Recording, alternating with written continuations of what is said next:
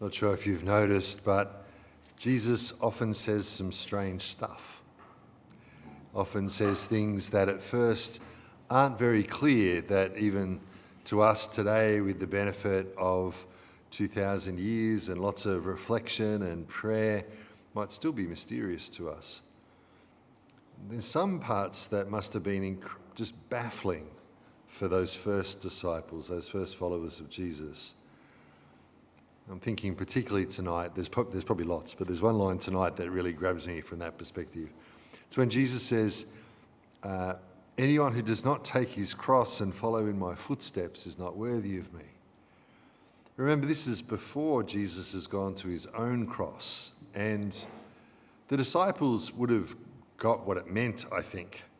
I think they would have they knew what crucifixions were, what crosses were, but they couldn't have associated it in the way that we do now. That the moment we hear the word cross in the context of faith or religion, we think immediately of Jesus on the cross. But it would not have been nearly so clear to those who are following Jesus. It would become clearer. It would become clearer. But they couldn't have understood that at the time. And just as a little note, particularly perhaps to the children making their first communion, but also perhaps to all of us, we shouldn't necessarily be unsettled if there's things that happen or things that are said in terms of our faith that we don't understand straight away, that don't seem to make sense first up. They might later become much more important. We might understand them much more as we go. Sometimes that's about getting a bit older, but it's not always about that. Sometimes it's about hearing it differently, getting a fresh perspective or a fresh angle or take on what's being said. So, tonight Jesus says that we've got to take up our cross, and unless we do that, we're not worthy of following him. What does that really mean? What's that look like?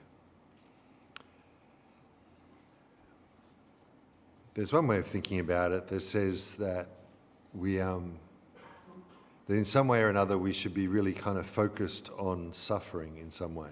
That the cross is about suffering. Jesus suffered on his way to the cross as he carried it up Calvary and then as he was crucified. There's something in us that says, okay, the cross and suffering are connected, and there's some kind of sense here, if you're not prepared to take up your cross, maybe that you're kind of avoiding the suffering. And there was a stream of like devotion, if you like, and Catholic kind of spirituality, if you like, that kind of overplayed that made too much of it. And so it was like suffering is a good thing and you're supposed to, the more you suffer, the better, and that kind of stuff. That's sometimes called Jansenism, and it's not really good Catholic theology or spirituality. But there's a reality to the fact that in this life we experience suffering. It's not so much about going out of your way to find suffering, it's that suffering comes. That in our lives we experience suffering. It can take different shapes and forms.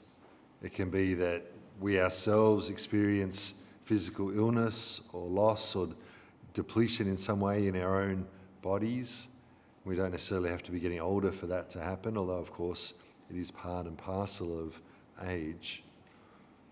But it also could be that, it's the suffering that can sometimes come when someone we care about is going through a tough time, when someone that we love is hurting in some way. It can be that tragedy can befall us in one way or another. There are so many ways and shapes that suffering can take. And there isn't any getting around that. Our culture tries really hard to. Our culture tries really hard to say, you know what, we can engineer it, I think, if we work hard enough in such a way that we can protect ourselves from suffering. And compared to other generations, to other ages in history, we've probably done a pretty bang-up job of that, pretty remarkable kind of job of being able to cushion ourselves against suffering in so many ways to protect ourselves from it. But I don't know that we can do it completely. And here's the real kicker. What if we actually need to experience suffering in some way. That's not easy for us to understand or to get our heads around or to, instinctively go, what, you mean I'm supposed to, it's good for me in some way, I'm supposed to experience it? It's not that God ever wishes direct suffering for us. Our God is a God of love. It's not like he's like, they did the wrong thing, I'm going to punish them with this. That's not the Christian God. But in a broken and damaged world, in a world that is not what God intended, there will be suffering. And we see that in the person of Jesus in a particular way. But there are some things that only suffering can teach us. There's some things that only suffering can teach us. There's some gifts and graces that can be found only in the experience of suffering. I've been a priest now for 24 years and, I'm not sure, I haven't kept count of how many hospital beds I've been to, how many I've sat beside. But there's something in that experience of someone who's really sick that if they let it, it can be a moment where they open up to love in a different kind of way, in a beautiful situation and circumstance. It doesn't take away the pain, but there's something there, there's something given in that moment.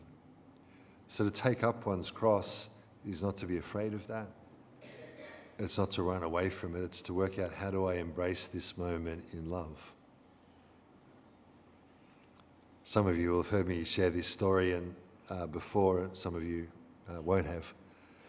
But I remember it's 5 years since my father passed away, and I remember just as he died, it was during COVID, and so there were all kinds of complications, but our family had gathered around Dad's bedside, and I was really conscious that it was he died right around dinner time, and my sister's kids needed to be fed and all those sorts of things, and so I kind of made sure that everybody was being looked after in that respect, but I didn't want to leave Dad by himself. He'd just passed away. And so my parents must be the only people in Australia, maybe the world, who still have a waterbed. And so I remember hopping on the bed with Dad and just lying next to him for a little while. And then my sister came in. My sister and I we're only 13 months apart, and over the years, it'd be fair to say that we've kind of clashed heads a few times about one thing or another. But in that moment, she came in and she knelt down on the other side of the bed, and she just put her hands out over my father to my hands, and I held her hand and she held mine. And we haven't talked about it in great depth since, other than for me to ask if it's okay for me to tell this story. But our relationship has been qualitatively different from that moment onwards. Just in that moment of love and connection, literally kind of over our Father, we experienced the most beautiful healing in our relationship and reconciliation in our relationship. So much so that, my favourite holiday companions these days are her and her husband.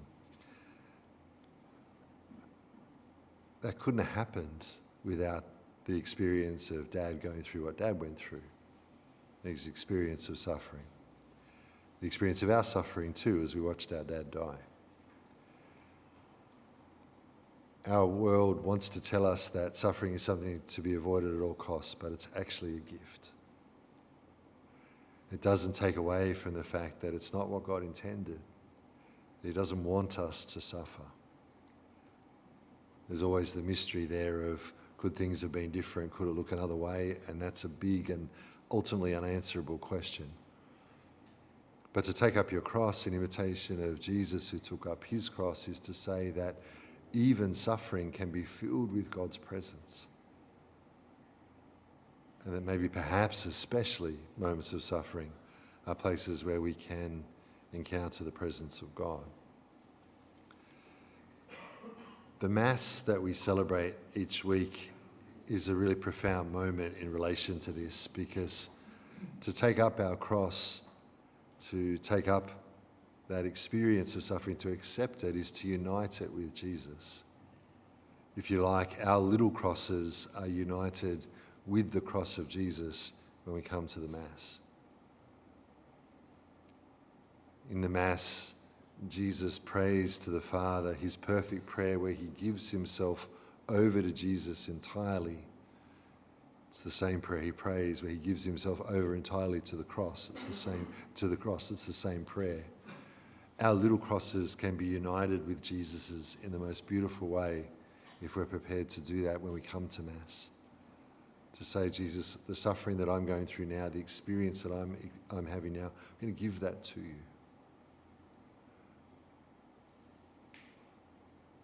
In that, we're allowing it to be transformed by his love.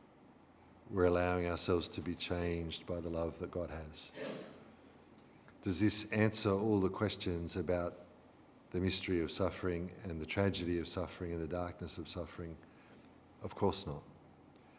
But it's only Christian faith that says that we have a God who drew close enough to us that he would actually take on suffering with us. There's no other claim to divinity that goes close to that. And it's also not just that Jesus was in solidarity with us, but that he changes it. It's hard for us to imagine and get our heads around eternity, but the promise of Jesus is that there will come a time when there will be no more suffering, when every tear will be wiped away, when the fullness of peace and life and joy, everything God originally wanted for us, will be given to us. I say it's really hard for us to capture a sense of eternity because for us, this is what we know, but it's not even a glimpse in the light of eternity. And in eternity, there will be no more suffering. In heaven, there will be no more pain. Every tear shall be wiped away. All shall be transformed. But the path to that in this life is not being afraid to take up our cross, to take up the mystery of love, to say yes to God's mysterious invitation to learn and receive from those moments of suffering in our lives. Because we can't run away from them, no matter how much we try. And so there's something about embracing them in union with Christ that makes all the difference.